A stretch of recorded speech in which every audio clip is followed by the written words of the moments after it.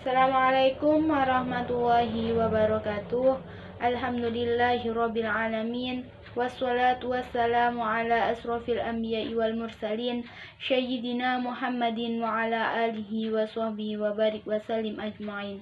Kepada yang terhormat Bapak Abu Samsudin selaku dosen mata kuliah Fikih Muamalah, dan tak lupa pula teman-teman yang berbahagia. Langsung saja, di sini saya akan mempresentasikan materi fikih muamalah untuk memenuhi tugas UAS mata kuliah fikih muamalah. Nama saya Zahratun Nisa, NIM 933705419. Langsung saja materi yang pertama yaitu fikih muamalah dan ruang lingkupnya. Poin yang pertama yaitu pengertian fikih muamalah.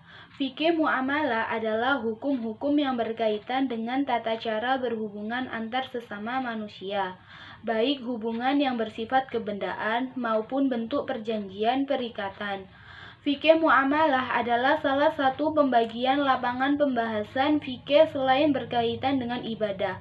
Artinya, lapangan pembahasan hukum fikih muamalah adalah hubungan interpersonal antara manusia, bukan hubungan vertikal manusia dengan Tuhannya, yaitu ibadah ma'allah. Lanjut di poin yang kedua yaitu ruang lingkup fikih muamalah. Yang pertama al-muamalah al-adabiyah, yaitu muamalah yang ditinjau dari segi cara tukar-menukar benda yang bersumber dari panca indera manusia, yang mana unsur penegaknya adalah hak-hak dan kewajiban-kewajiban. Ruang lingkup fikih muamalah yang bersifat adabiyah mencakup beberapa hal. Yang pertama yaitu ijab kabul, yang kedua adalah arina meridhoi, dan yang ketiga yaitu tidak ada keterpaksaan dari salah satu pihak. Yang keempat yaitu hak dan kewajiban, yang kelima yaitu kejujuran pedagang, yang keenam penipuan, yang ketujuh pemalsuan, dan yang terakhir yaitu segala sesuatu yang bersumber dari indera manusia yang ada kaitannya dengan peredaran harta dalam hidup bermasyarakat.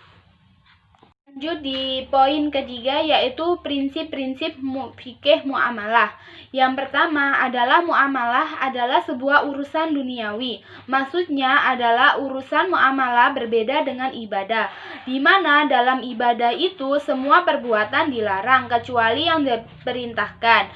Sedangkan dalam muamalah semua boleh dilakukan kecuali yang dilarang. Oleh karena itu, semua bentuk transaksi dan akad muamalah boleh dilakukan oleh manusia, asal tidak bertentangan dengan ketentuan syarak. Yang kedua yaitu muamalah harus didasarkan kepada persetujuan dan kerelaan kedua belah pihak, yang mana artinya adalah dasar dari muamalah adalah kerelaan dari kedua belah pihak. Bagaimana bentuk akad dan transaksi muamalah itu? Kedua belah pihaknya rela dan sepakat serta tidak melanggar ketentuan syarak yang mana itu diperbolehkan. Yang ketiga yaitu akad kebiasaan yang dijadikan dasar hukum. Itu maksudnya bermuamalah setiap daerah atau kelompok mempunyai kebiasaan yang dilakukan secara turun-temurun. Yang keempat yaitu tidak boleh merugikan orang lain dan diri sendiri. Maksudnya adalah tujuan bermuamalah yaitu mencari keuntungan yang tidak merugikan orang lain. Maka dari itu, dalam bermuamalah haruslah sama-sama menguntungkan kedua belah pihak yang terlibat. Lanjut di poin kedua yaitu pengertian amwal dan ruang lingkupnya. Poin pertama yaitu pengertian amwal. Amwal adalah segala sesuatu yang mempunyai arti, yaitu al-himah, yaitu sesuatu yang mempunyai manfaat dan sesuatu yang diperoleh dengan usaha tertentu. Lanjut di poin kedua yaitu unsur-unsur amwal. Unsur-unsur amwal dibagi menjadi dua, yaitu unsur aniyah dan unsur urf. Unsur aniyah adalah harta dalam wujud yang nyata. Yang kedua yaitu unsur urf. Unsur urf adalah segala sesuatu yang dipandang harta oleh seluruh manusia. Tidaklah manusia memelihara sesuatu kecuali menginginkan manfaatnya, baik manfaat madiyah maupun manfaat maknawiyah. Lanjut di poin ketiga, yaitu kedudukan dan anjuran untuk memiliki harta. Yang pertama yaitu kedudukan harta di dalam Al-Quran adalah milik Allah. Manusia itu bukanlah pemilik yang mutlak, akan tetapi dibatasi oleh hak Allah. Sehingga manusia itu wajib mengeluarkan zakatnya dan memperuntukkan ibadah yang lain dari harta tersebut. Yang kedua, kedudukan harta di dalam As-Sunnah adalah penyebab fitnah, dan juga harta adalah sebuah penikmat jika dimanfaatkan oleh orang-orang yang soleh. Lanjut di poin yang keempat, yaitu cara memperoleh harta.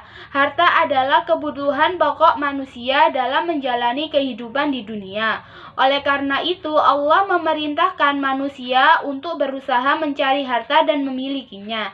Tentu saja dengan memakai cara yang halal dan tidak melanggar norma-norma agama. Lanjut di materi selanjutnya, yaitu pengertian akad dan ruang lingkupnya. Yang poin pertama adalah pengertian akad. Akad dalam bahasa Arab berarti ikatan atau pengencangan dan penguatan antara beberapa pihak dalam hal tertentu. Poin yang kedua yaitu rukun-rukun akad. Rukun-rukun akad dibagi menjadi 4. Yang pertama akid, yang kedua mauqud al-alaih, yang ketiga maudhu al-aqd, yang keempat itu sighot al-aqd. Poin yang ketiga yaitu syarat-syarat akad. Yang pertama yaitu syaratnya orang yang bertransaksi berakal, balik, mumayyiz, dan orang yang dibenarkan secara hukum untuk melakukan akad.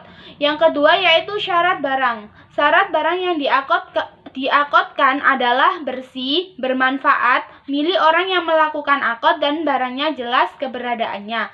Yang ketiga yaitu syarat sighot. Dalam syarat sighot itu dilakukan dalam satu majelis ijab kabul, yang mana ijab kabul itu harus ucapannya yang bersambung, merupakan pemindahan dan tanggung jawab. Lanjut di poin selanjutnya yaitu macam-macam akad. Yang pertama yaitu akad munjis, yang kedua yaitu akad mu'allaq, dan yang ketiga yaitu akad mudhof. Poin selanjutnya yaitu masa berakhirnya akad. Yang pertama itu akad dapat berakhir jika dibatalkan oleh pihak-pihak yang berakad. Dapat juga karena tercapainya tujuan akad dengan sempurna dan tidak adanya izin dari pihak lain. Poin selanjutnya yaitu hikmah akad. Hikmah akad yang pertama adalah adanya ikatan, yang mana ikatan itu kuat antara dua orang atau lebih di dalam bertransaksi atau memiliki sesuatu. Yang kedua, hikmahnya yaitu terhindarnya perselisihan dari kedua belah pihak. Dan yang terakhir, hikmahnya adalah usaha pengungkapan kebenaran kepemilikan. Lanjut di materi selanjutnya yaitu bai dan ruang lingkupnya. Poin yang pertama yaitu pengertian bai. Bai adalah pembiayaan berupa talangan, yang mana talangan itu dibutuhkan nasabah untuk membeli suatu barang atau jasa dengan kewajiban mengembalikan talangan dana tersebut ditambah maghrib keuntungan secara menyicil dalam jangka waktu tertentu. Poin kedua yaitu rukun bai. Rukun bai yang pertama yaitu adanya penjual, yang kedua pembeli, yang ketiga objek jual beli, dan yang terakhir yaitu ijab kabul. Poin selanjutnya yaitu syarat-syarat bai. Syarat bai yang pertama yaitu syarat berakad. Yang pertama yaitu berakal dengan kehendak sendiri, tidak mubadzir dan balik. Syarat yang kedua yaitu syarat ijab kabul. Syarat ijab kabul terdiri dari orang-orang yang mengucapkan harus balik. Yang kedua yaitu kabul sesuai ijab dan kabul itu dilakukan dalam satu majelis. Syarat yang ketiga yaitu syarat-syarat barang yang diperjualbelikan, yaitu barangnya harus suci, ada manfaatnya, barang itu diserahkan, dan barang punya penjual. Materi selanjutnya yaitu ijaroh dan ruang lingkupnya. Poin yang pertama yaitu pengertian ijaroh. Ijaroh menurut bahasa adalah upah Akan tetapi menurut istilah ijaroh adalah akad atau transaksi terhadap manfaat. Poin yang kedua yaitu rukun ijaroh. Yang pertama, kalimat yang digunakan transaksi dan dijawab iya oleh penyewa. Yang kedua, upah. Yang ketiga, kemanfaatan barang. Yang keempat, mukri. Yang kelima, muktari. Poin selanjutnya yaitu syarat ijaroh. Syarat ijaroh yang pertama adalah mumayyiz. Yang kedua, sighot ijab qabul. Yang ketiga, upah harus saling diketahui. Dan yang terakhir yaitu barang atau barangnya itu harus bermanfaat dan jelas. Lanjut di materi ujrah. Ujrah adalah biaya, jasa, atau upah, seperti tenaga yang kita keluarkan mendapat penghargaan sebuah upah atau yang memiliki nilai ekonomis. Poin selanjutnya yaitu rukun ujrah. Rukun ujrah yaitu ada dua orang yang sedang berakod. Yang kedua ada ijab qabulnya. Yang ketiga sewa atau imbalan. Dan yang terakhir yaitu barangnya ada manfaatnya. Yang ke poin selanjutnya yaitu syarat-syarat ujrah. Syarat-syarat ujrah yang pertama yaitu balik. Yang kedua saling menyatakan kerelaan dalam akad. Yang ketiga jelasan manfaat objek yang diberi agar tidak ada perselisihan. Yang keempat yaitu boleh diresahkan langsung atau tidak dicatat. Yang kelima objek harus halal. Yang keenam yang disewa bukan kewajiban penyewa. Dan yang terakhir yaitu objek akad adalah yang disewakan upah atau sewanya harus jelas. Lanjut di materi selanjutnya yaitu materi area dan ruang lingkupnya. Poin yang pertama yaitu pengertian area. Area secara etimologi diambil dari kata ara yang berarti datang atau pergi. Menurut sebagian pendapat, area berasal dari at-ta'awu yang sama artinya dengan at-tanawalu au tanabasu yang berarti saling menukar dan mengganti dalam konteks tradisi pinjam meminjam.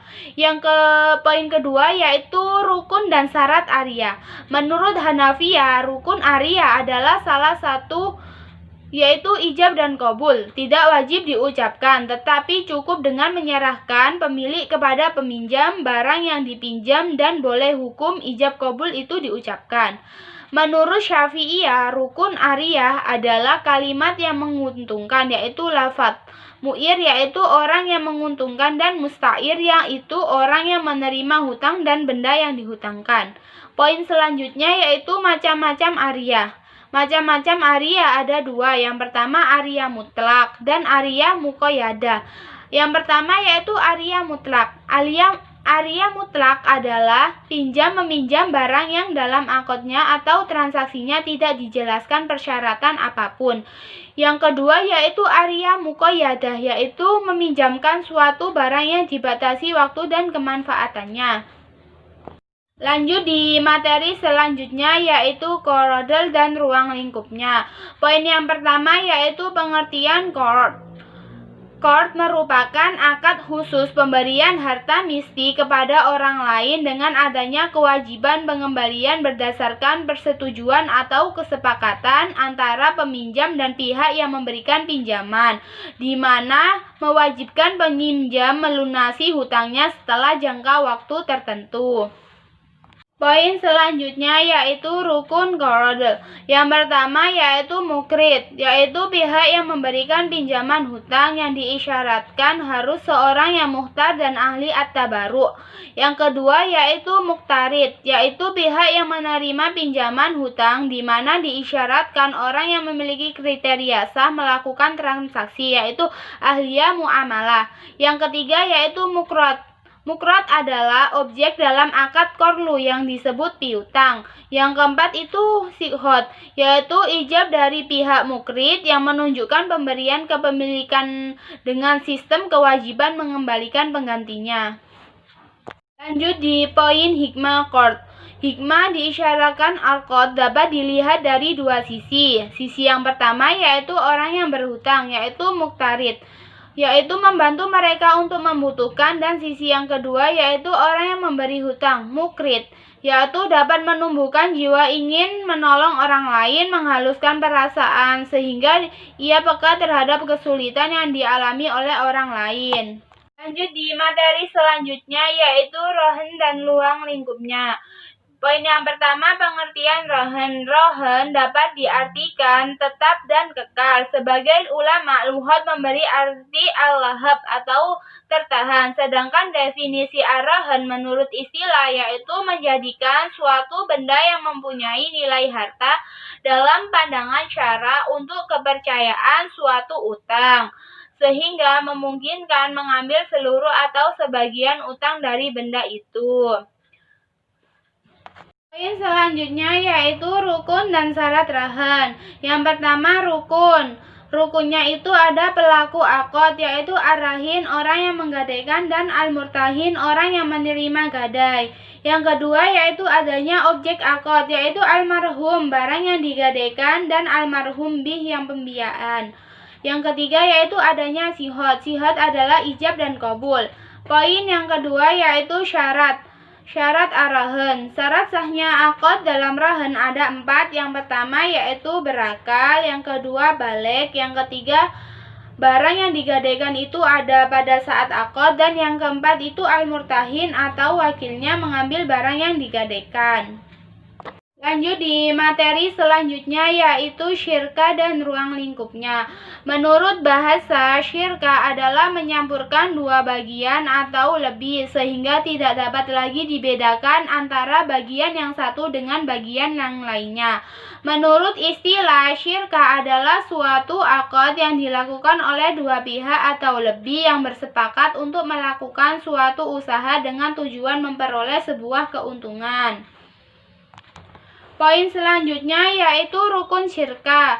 Rukun syirka yang pertama itu ada dua belah pihak yang berakad. Yang kedua yaitu objek akad yang disebut juga mauqud al-alai, yaitu mencakup pekerjaan atau modal. Objek dalam syirka harus halal dan penggolongannya dapat diwakilkan. Yang ketiga, rukun syirka adalah akad sikhot. Yang keempat yaitu syarat sah akad harus berupa tasyaru, yaitu adanya aktivitas dalam pengelolaannya. Poin selanjutnya yaitu syarat syirka. Syarat syirka yang pertama yaitu syarat lafaz, yaitu syarat menjadi anggota dan syarat modal perkongsian. Syarat lafaz yaitu kalimat akad hendaknya mengandung arti izin buat menjalankan barang perserikatan. Yang kedua yaitu syarat menjadi anggota perserikatan, yaitu berakal, balik, dan merdeka. Yang terakhir yaitu syarat modal perkongsian. Poin selanjutnya yaitu macam-macam syirka. Yang pertama yaitu syirka inan. Syirka inan yaitu syirka antara dua belah pihak atau lebih yang masing-masing memberi kontribusi kerja, amal, dan modal. Yang kedua yaitu syirka abdan. Syirka abdan yaitu syirka antara dua belah pihak atau lebih yang mana masing-masing hanya memberikan kontribusi kerja, jasa tanpa kontribusi modal. Yang mana syirka ini yaitu syirka amal atau syarikat kerja. Yang ketiga yaitu syirka wujuh. Syirka wujuh yaitu kerjasama karena didasarkan pada kedudukan ketokohan atau keahlian seseorang di tengah masyarakat. Yang selanjutnya yaitu syirka muwafaddah. Syirka muwafaddah yaitu syirka yang menghubungkan semua jenis syirka dari syirka wujuh, syirka abadan, dan syirka inan. Lanjut di materi selanjutnya yaitu mukhabarah dan ruang lingkupnya. Poin yang pertama yaitu pengertian mukhabarah. Mukhabarah adalah kerjasama antara pemilik lahan dengan penggarap, sedangkan benihnya